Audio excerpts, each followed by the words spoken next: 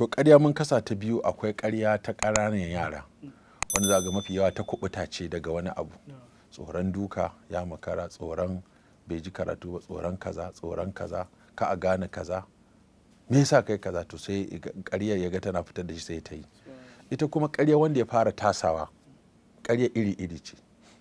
Tunda yanzu ya fara kwalliya, ya fara wanka, ya fara fita yana gama da sa'o'insa, zai gamu da wasu sun sa kaya mai tsada, wasu sun shiga mota mai tsada, wasu sun sa agogo mai tsada, wasu sun sa gilas mai tsada, wasu riƙe waya mai tsada, wasu sun shiga mota mai tsada.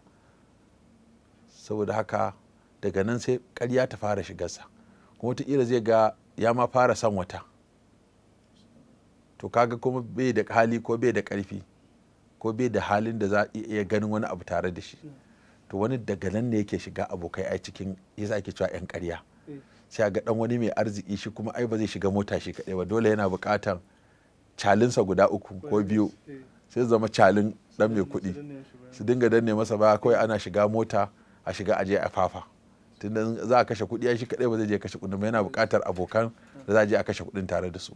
To sai kaga yaro ya shiga irin wannan group wanda ɗaya shi yake samu kuɗin, so kuma 'yan aje a ci ne, ya je a aro kaya a sa, aje a aro kaza. To kaga wannan wani nau'i ne na ƙarya.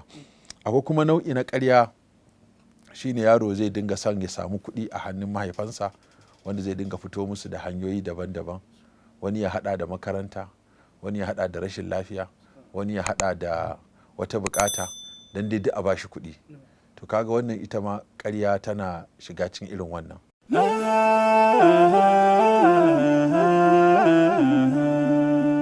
Haske mai leƙa gidan kowa Afirka TV. TV3 tafarkin rayuwa.